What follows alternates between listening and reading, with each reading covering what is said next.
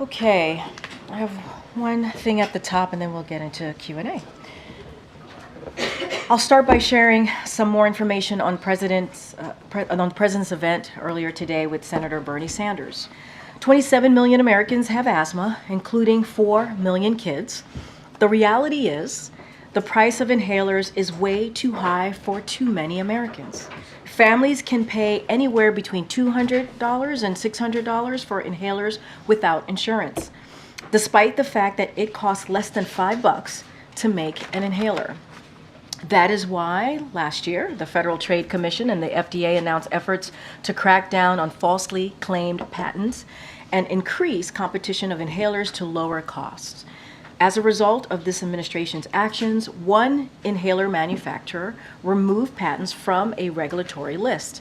Last month, 3 of the 4 largest inhaler manufacturers announced that they will cap the cost of inhalers for many patients at $35 per month. This is on top of our work to lower the cost of prescription drugs through the President's Inflation Reduction Act, which every single congressional Republican opposed. Thanks to the law, Medicare can now negotiate lower drug prices for American families.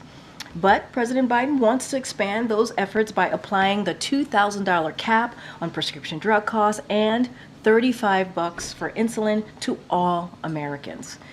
This work to deliver lower healthcare costs is in stark contrast to what congressional Republicans have proposed.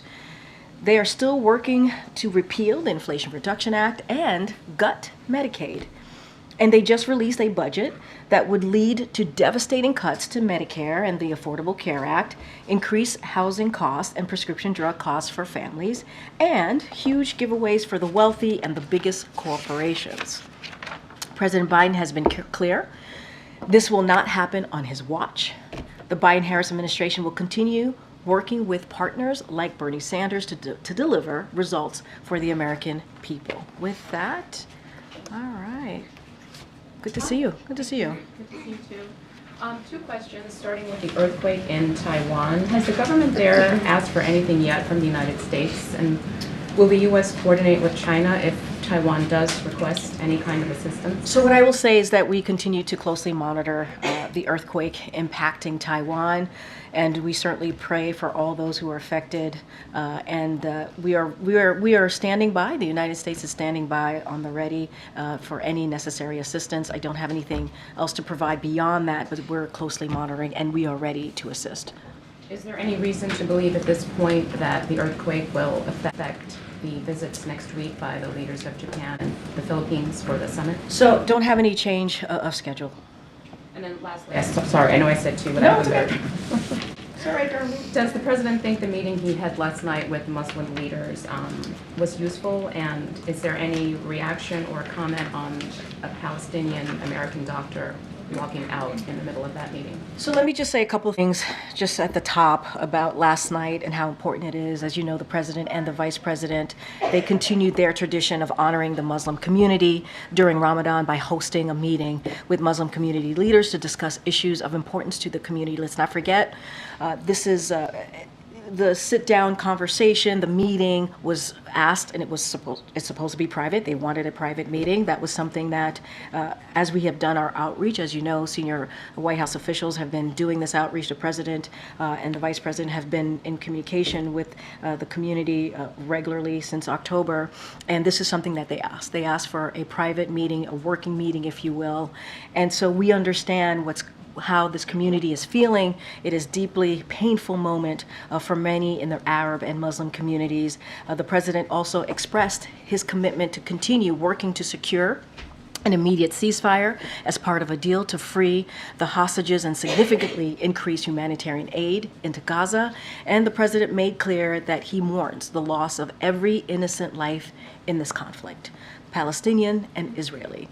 The president and vice president are committed to continue engaging with these leaders moving forward. As I mentioned, we've had regular engagement with members of those communities. As it relates to the part of the question that you just asked me, about a participant walking out. Look, I want to be really careful here. We said that we would keep these conversations private, so I'm not going to comment on any private discussions, but as I said many times from this podium, the president respects any American's right to peacefully protest, and we are going to continue to have these conversations, obviously, with that community. Go ahead, Nancy. Thanks, Karine.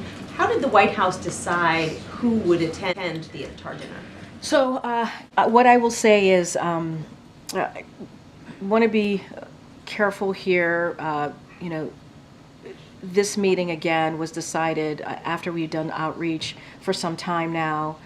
We wanted to make sure that this was a private meeting and that participants had an opportunity to be, to be honest and to be able to share their thoughts and feelings about where they are, how they feel about the situation happening, obviously, in the Middle East. I don't have a process to lay out how the list came about, and so don't have anything to lay out in that realm. But as you know, and as I stated a couple of times, we've done outreach for this past several weeks, several months, to the Muslim, to the Arab community, Palestinian community, and heard from them directly. And they spoke, we listened, and we hope that they feel like they had an opportunity to express themselves and had an opportunity in front of the president and the vice president to talk about an incredibly painful time. Was last night the president's first opportunity to speak face-to-face with someone who had been on the ground providing aid in Gaza? So, look, I can't speak to the different leaders who have been in this meeting. It is a private meeting. We want to make sure that we give folks the opportunity to feel that they have that they know that they can speak and just be clear to us and have that and know that it is those conversations are in confidence. So don't want to read out who's been in the meeting or any specifics in that realm. I'm going to let folks who attended want to speak to that, and they can. What I can say is we've had multiple conversations, whether it's senior officials from the White House, whether it's this president. Not all conversations we obviously read out. We try to keep these private conversations in private. I don't have a list of folks of who they are, where they come from, if they've been to Gaza. That is something I want to be super mindful of. What was the president's reaction to the fact that the doctor decided to leave the dinner? It's very, very similar to what I said to Darlene. The president respects. He respects, any individual, any American, for them to peacefully protest. He understands that this is a painful moment for many Americans across the country, and so he respects their freedom to peacefully protest. I don't have anything. Anything outside of that. They have a right to peacefully protest, and we're going to continue to respect that. Gedra. Thanks, Karine. Does the administration expect there to be emergency funding package for the Key Bridge in Baltimore to be announced before the president visits the city on Friday? So, as you know, the Department of Transportation just last week announced $60 million to be able to put forward in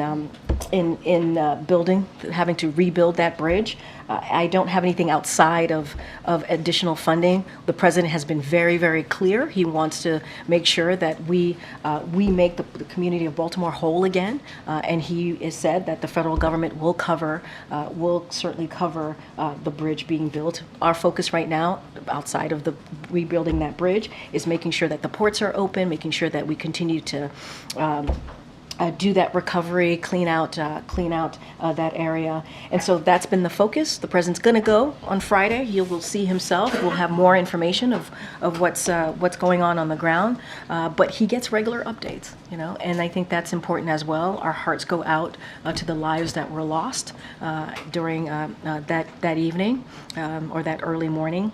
It's a sad news, and we are with the families who are mourning their lost ones at this time. Now, Ukraine.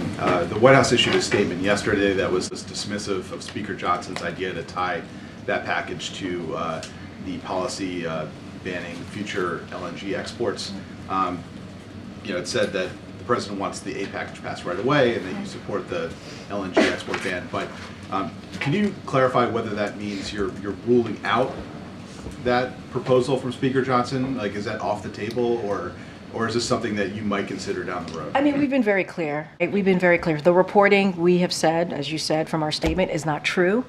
We've been really clear about House Republicans should pass the bipartisan national security agreement that already passed with overwhelming support out of the Senate, 70-29. You've heard me say that many times before. We need to make sure Ukraine has what it needs to defend itself against Russia's aggression. We're going to continue to be clear about that.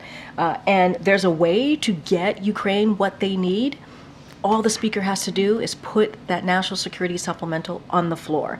The president supports the pause on pending, obviously, additional approvals of LNG export licenses to evaluate the economic and climate impacts on consumers and communities. He supports that pause. And there is a way to deal with what Ukrainians are fighting for right now. They're fighting for their democracy. They're fighting for their freedom against the aggression of Mr. Putin. There's a way to get them the assistance that they need. And that is to pass that bipartisan, we believe that would be a bipartisan support, national security supplemental that got bipartisan support. If he puts it on the floor, we know for a fact that Republicans will vote for it. We know where Democrats stand. He needs to put that on the floor. Okay. Karine, the meeting yesterday was a scaled-back event, as we understand it. How troubling is it to the White House that prominent Arab American leaders are declining to come to the White House? I mean, look, I want to be really clear, and we've been saying this many times before. Number one, we've done these outreach. We listened.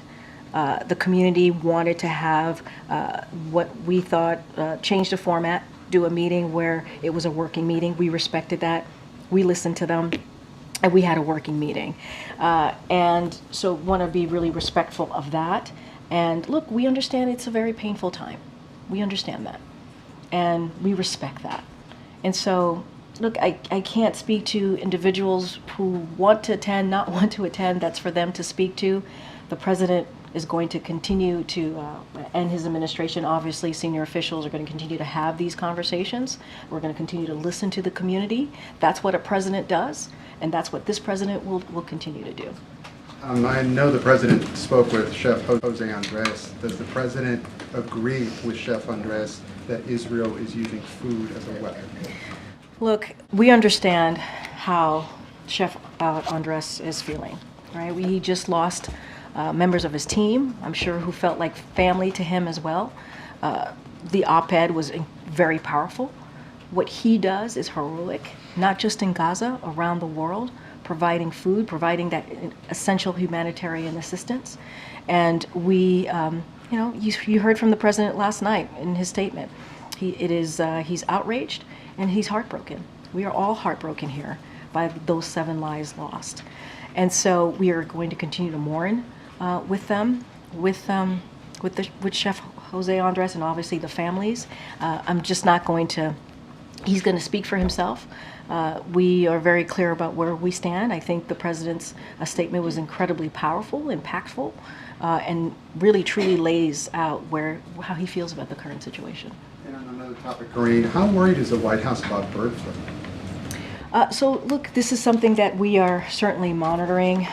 We have been, CDC has been certainly working working and focusing on this.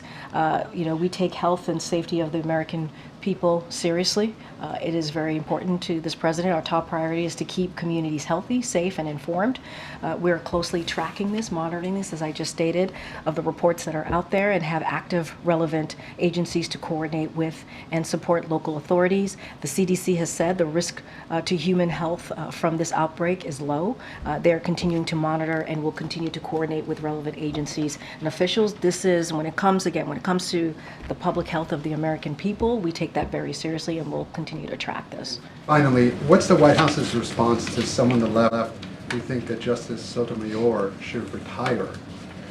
so that the president could appoint a replacement? I've asked this question before here at the podium, and when it comes to those types of decisions, those are personal decisions.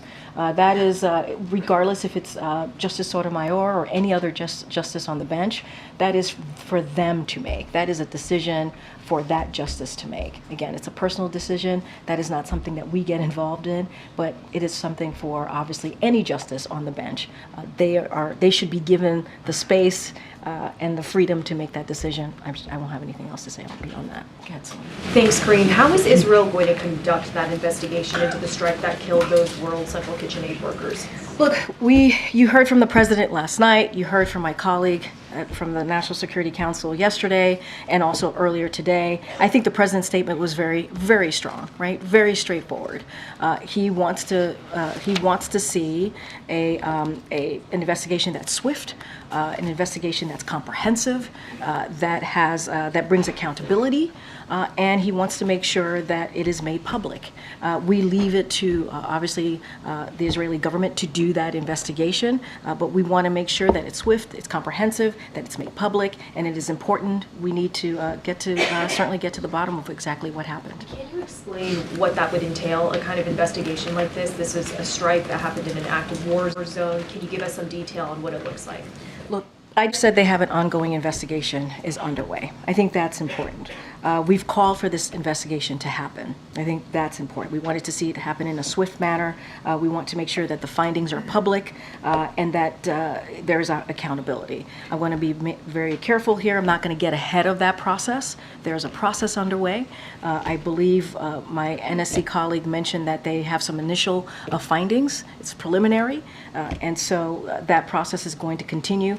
I'm going to let that process go underway and let the Israeli government speak to Right, that. but for the sake of transparency, can you explain what that process is and if the U.S. is confident in that process? Look, I'm not going to get into hypotheticals. I'm not going to get into a particular process here. We want to see something that is comprehensive. We want to see something that leads to accountability. We want to see it be swift, and we want to make sure that it is made available to the public. That's what the Israeli government, that's what Prime Minister Netanyahu said he's going to do, and we're going to let that process flow. We're going to let that process happen. So Kirby said earlier today that they're hoping to get in the books a meeting in person next week with an Israeli delegation. Can you provide any more details on that and who might come? I'm not going to provide any details on that. What I can say is basically from the readout is that the expectation is to have a meeting in person. I think it was important that there was a virtual meeting that occurred obviously on Monday to talk about the Rafah operations. We've been very clear where we stand on this, very clear. We believe there has to be alternative ways to deal with Hamas in Gaza, as we're specifically in Rafah. A military operation that we believe is not the way to move forward. There is active conversations happening with the Israeli government and obviously our government, and I think that's important. I'm not going to go into details from here. As you heard from us, as you heard from my colleague, there's going to be hopefully next week in-person meeting, and we're looking forward to continuing those really critical, important conversations. Do you anticipate any changes to the president's policy toward Israel and Gaza as a result of yesterday's strike? I can say that nothing has changed, and we've been clear about that since since yesterday. We are going to continue to have those really tough conversations, right? Important, tough conversations about how Israel moves forward with their operation. We want to make sure that civilians are kept safe, that are protected, and also folks who are providing humanitarian aid. The president was very, very clear. He also said in his statement that Israel needs to do more. We've been very clear about that as well. We're going to continue to have those conversations with our Israel counterparts, and look, this is important to this president. But I will also add, that's why the hostage deal is so critical. That's why the president has been working 24/7 along with his team to get that hostage deal done. And if we get a hostage deal, it means that we can get more humanitarian aid into into Gaza, pardon me. It also means that we get to a ceasefire. we get into a ceasefire so that we can get that aid in, so that we can get also hostages home. So that is what we're going to continue also to work on. Do you have a progress report on that hostage deal? I don't have a progress report. You saw in the president's statement that his team continues to have those conversations in Cairo right now. That is important, and he, we wish I can stand here today and say there's a deal, but those conversations continue. We have made this a priority. This president has made this a priority to get that hostage deal. It's important to get those hostages home to their family. It's important to get that humanitarian aid, and with a leading to a ceasefire. And just one more follow-up on the meeting yesterday. Dr. Ahmad said that he had handed the president a letter from an 8-year-old orphan girl who is living in Rafah. Has the president read that letter? So I'm going to be really careful here. I'm not going to speak to contents of a private meeting. Just not going to do that from here.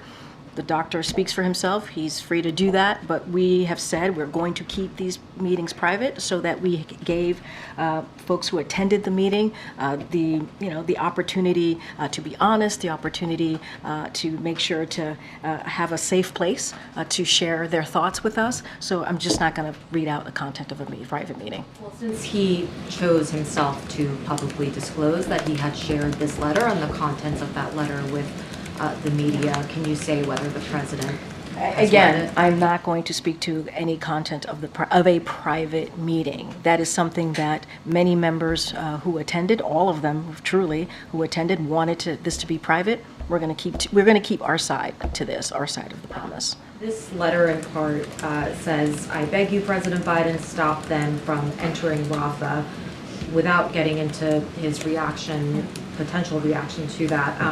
Does the White House believe that Israel entering Rafah is something that President Biden can stop? We're having conversations, important conversations. The first one happened virtually, and actually last week when the Israeli foreign minister was here. Obviously, we had a conversation. Jake Sullivan, Secretary Austin, and others had conversations, and that involved the Rafah operations, or Rafah more broadly. And so it started then. There was a virtual conversation on Monday, and it's going to continue.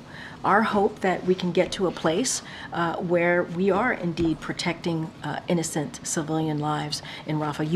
You've heard my colleagues talk about there's more than 1 million Palestinians there who sought refuge, who are there seeking refuge. And so we want to make sure that their lives are protected. We know that there are Hamas operators there in Rafah, and so we want to make sure that Israel is able to do what it needs to do in getting those operators. But it is important, Hamas operators to be more exact, but it is important that we protect those civilian lives. We protect those lives.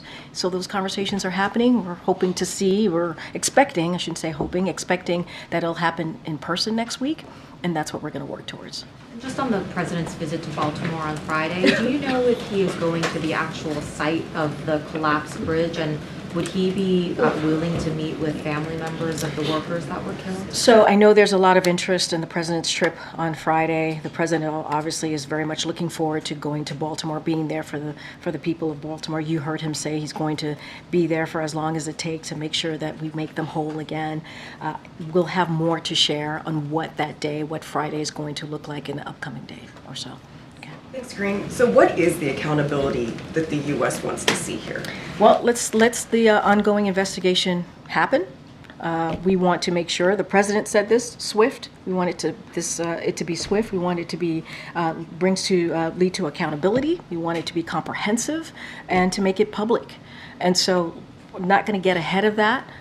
Want to see what the Israeli government says when they do this investigation. Just want to be really mindful about So that. you're not asking for anything specifically to take place? We want to see the investigation. Okay, and the changes, can you detail what changes that the U.S. would like to see Israel make as a result? And what even makes you think that as a result of these recent deaths that they would make changes when they haven't so far? And I kind of said this earlier, moments ago, we are going to continue to have those tough conversations with our Israeli counterparts. We're going to continue to make very clear that we have to protect innocent civilian lives. That is something that we want to make sure is a priority as Israel is moving forward with their operation against Hamas, a terrorist organization. We understand the importance of them doing that, but we want to also make sure that innocent civilians' lives are protected. And folks who are out there, brave folks, brave people who are out there providing that humanitarian aid. We want to make sure that their lives are protected, those lives are protected. We're going to have those tough conversations as we have been. And so this is part of it, right? This is part of diplomacy. This is part of having honest, real, frank conversations. And in respect to those conversations, John Kirby said earlier today that the White House has made its outrage known about this all the way up to the presidential level. Aside from the statement that the president released last night, how has the president made his outrage known about this to the Israelis? I mean, I think the statement that he put out was pretty clear, right? I mean, it showed his outrage. It showed how he was heartbroken. That's the first couple of words in the statement. He's outraged. He's heartbroken. And we also laid out what we want to see and the conversations that we have been having. But it also lifts up the importance of having that hostage deal, getting that done, getting to a ceasefire, getting that humanitarian aid, making sure that those hostages come home to their loved ones.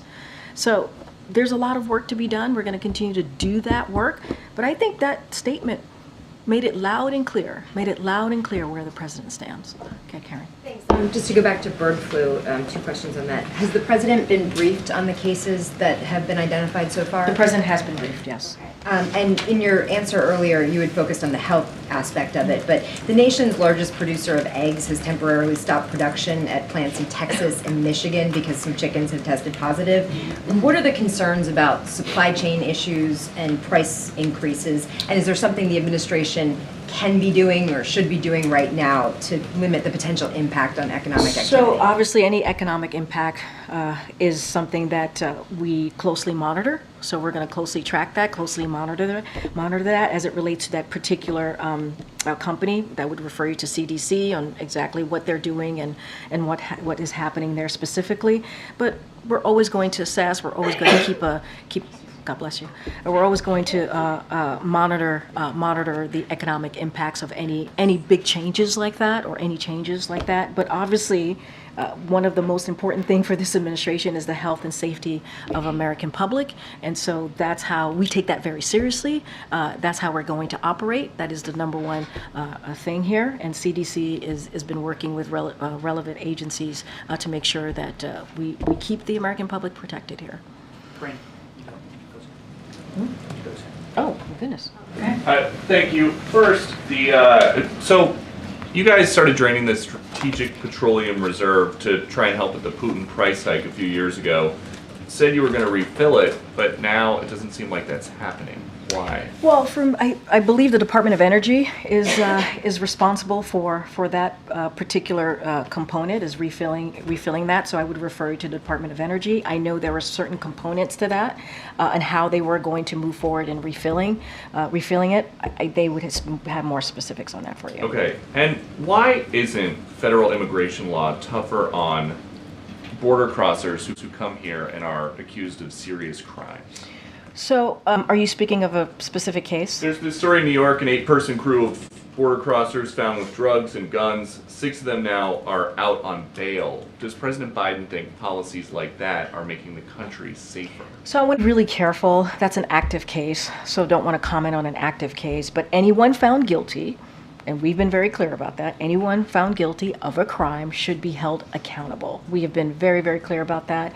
And if a person poses a danger to a community, they should be detained pre-trial. So more generally then, do you guys think that some big cities in this country have liberal DAs that are too soft on crime? Look, what I will say is I'm not going to speak to every state or city here. It's not for me to speak to. We have been very clear about this. Anyone who commits a crime and is found guilty needs to be held accountable. That's what this president believes.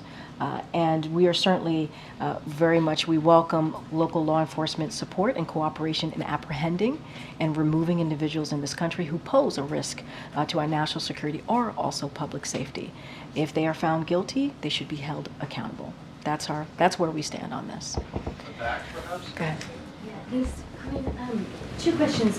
One is you referred to the president being outraged over the strike on aid workers, and in the past the president has also referred to indiscriminate bombing. I'm wondering if you can articulate why thus far there has been no consequences and why there are no consequences. So I want to be clear, it's not me referring to that. This is the president's statement. I'm just lifting up the statement from last night where he says, I am outraged and heartbroken. The first basically line, part of the first line of the president's statement from last night, and it speaks for itself. And he talked about how there's more that needs to be done to protect innocent civilians in Gaza. Why there have been no consequences thus far for any types of behavior that the president has been outraged by? And look, we are having conversations with the Israeli government. We've been very clear about that. Those conversations have been tough. We've been very public about those conversations. On this particular instant, there will be an investigation. There's an investigation currently happening. The president has said he wants it to be swift, he wants it to be comprehensive, and he wants there to see accountability, to bring to bring accountability. He said that in his statement, and he wants to make sure that it is public. So we're going to let that process move forward. And, you said it yourself. The president also has been publicly clear here about how he feels about what he has seen. We do not want to see innocent civilians die here. We do not want that. And we're going to continue to be clear and have those conversations from the president on down with our counterparts in the Israeli government. And those conversations are tough.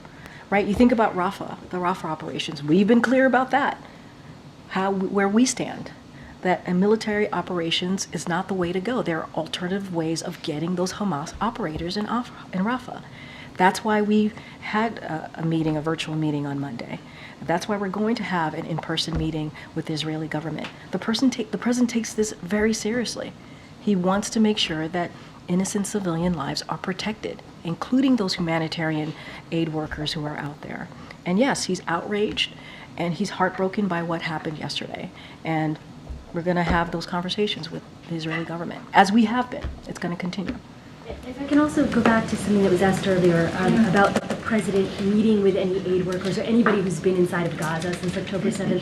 It is a question I've also privately posed to some of your colleagues, and it feels like a yes or no question whether or not he's actually met with somebody who's been inside. And the reason I'm asking is a number of people at the meeting said, to their knowledge, this was the first time the president had actually spoken to anybody who's been inside of Gaza since October 7th. Well, here's what I can tell you. He's met with community leaders who are obviously from the Muslim community, the Arab community, the Palestinian community. I would let them speak for themselves on if they've been to Gaza. We don't have any information to share about that. We want to be really mindful that this meeting and many meetings that we've had have been private. We want to respect that. And so just going to leave it there. I think what is important, though, I understand the question. Wait, no. Updates from, what the situation tangibly. I understand, right? I get what you're saying, the importance of hearing from folks who have been on the ground in Gaza. I totally understand that. But I think it's also important that the president is hearing directly from the community. Directly from the community, some of them are personally affected by what's happening in Gaza, right? And so the fact that senior White House officials are having those conversations, tough conversations, is important. The fact that the president has done so as well is important. But I hear your question, but we are also hearing from folks from the community, having these sit-down conversations. The community leaders that were here yesterday and met with the president and the vice president, they asked for a working group conversation. And we listened and we made that happen. And the president heard directly from them what they are going through, what they see, how painful it has been for them. So I think that's important as well. We can't not, lift that up as well. Thank you, Karine. Just while you been up there. There's been some reporting that Biden is going to speak to Israeli Prime Minister Netanyahu tomorrow. Can you confirm I don't have a call to confirm at this time. As you know, the president and the prime minister have spoken several times, more than I believe 24 times since October 7th. And I've said this already. Both administration, both governments talk to each other. Their counterparts talk to each other every day. Just don't have anything to confirm at this time. on Uganda, a court upheld the anti-LGBTQ law that would mean prison sentences for people who support gay rights in that country. I just wanted to see if you have anything from the podium to say. Yeah, a couple of things. The announcement that some provisions of Uganda's Anti-Homosexuality Act have been removed by the Constitutional Court is a small and insufficient step towards safeguarding human rights. The United States is deeply concerned about the remaining provisions which undermine public health, human rights, and Uganda's international reputation. As the president has said time and time again, no one should have to live in constant fear, nor be subjected to violence or discrimination. It is wrong. We will continue to work to advance respect for human rights for all in Uganda and also around the world. Okay, I'm gonna take a couple. One quick question, sorry. And just going back to the LNG piece for a moment, I think everybody in this room, we have a sense for how the president personally feels about Ukraine and Ukraine funding. And he's made it abundantly clear over the course of 2 years. This LNG temporary pause doesn't have as high of a profile. I mean, can you give any sense for what it is that the president, why he cares so much about it, whether he has shared with you any sort of deep views that he has on this particular very kind of targeted policy? Yeah, so look, the pause on the pending approvals of LNG export, it is important. It is important to understand the climate and economic impacts. That's why it's so important, right, of these LNG exports. And it is the impacts on consumers, right, the impacts on communities, and that's why the president supports these LNG pauses. So we're going to continue to meet our LNG needs of our allies, and the temporary pause does not impact current LNG exports, but there is some, by having these pauses, it does tell us something that is important to know. And so that's why the president supports it. As it relates to what we've been hearing from the speaker, Speaker Johnson, we've been very clear. If we really want to help the people of Ukraine, the brave people of Ukraine, we got to get that national security supplemental done. He has to put that on the floor. It will get overwhelming bipartisan support. We know that to be true. That's how we can help the people of Ukraine. I guess what I'm trying to say is is the president personally invested in this ban or this temporary pause the way he is? Yeah, absolutely. I mean, look, when we talk about the existential threat of climate, this is something that the president has said it is incredibly important to deal with this emergency. And he has done more, taken more robust action than any other president. This is part of this, right? And so the president has been not just talked about it, but has taken action. So I would look at this as part of the action that he's taken to deal with the climate crisis. And you know, it is indeed a crisis. When he walked into this administration, he talked about 4 crises that we had to deal with as Americans. And climate change is not just as Americans, as a world. And so climate crisis was one of them. And he's taken action, and he's going to continue to do that. And he's been robust. It's been comprehensive, more than any other president. It just sort of seems like a smaller piece to that larger. I would put it together in that larger piece. Yes, it's a smaller piece of obviously the larger initiative of what we're trying to do, but it's also critical. It's important. Look, the reports that are out there as it relates to Speaker Johnson, they are not true. We know how the best way to get assistance for Ukraine is to pass that national security supplemental. That's what we want to see. It'll get done overwhelmingly in a bipartisan way. Go ahead. I know. Go ahead. I got it. Thanks, Karine. On the World Central Kitchen strike, I mean, is there concern that this complicates the temporary pier project? That, you know, does it make this effort more challenging? The pier? So look, Department of Defense will have more an update on the pier. We're going to continue to move forward with that. Look, when the president said he's going to do everything that he can to get that important humanitarian aid into into Gaza and to the people, the Palestinian people, innocent civilians here, he meant it. And so you've seen us do the airplane drops. We're in a couple of weeks. We're going to have that temporary pier. We're going to continue to work with Israel to get those trucks in. We understand the dire situation that is currently happening in Gaza, and we are going to do everything that we can to get that aid in. This is why the hostage deal is so important. This is why we've been working 24/7 to get that done. Get that humanitarian aid, get that ceasefire, and get American hostages as well as all hostages home to their loved ones. I have to go, but we will see you tomorrow, guys. Thank you so much. Thank you.